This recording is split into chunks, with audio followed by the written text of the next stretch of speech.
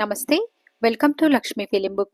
వరుణ్ తేజ్, లావణ్య త్రిపాఠి పెళ్లైన 2 సంవత్సరాలకే తల్లిదండ్రులుగా ప్రమోట్ అయిన విషయం తెలిసిందే.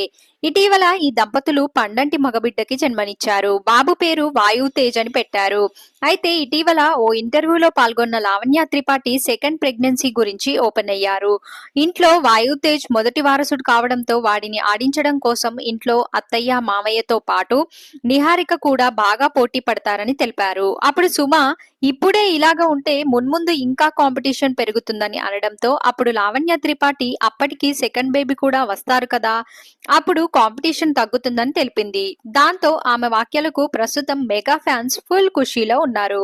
మరిన్ని ఇలాంటి అప్డేట్స్ కోసం మన ఛానల్ ని సబ్స్క్రైబ్ చేయడం మర్చిపోకండి.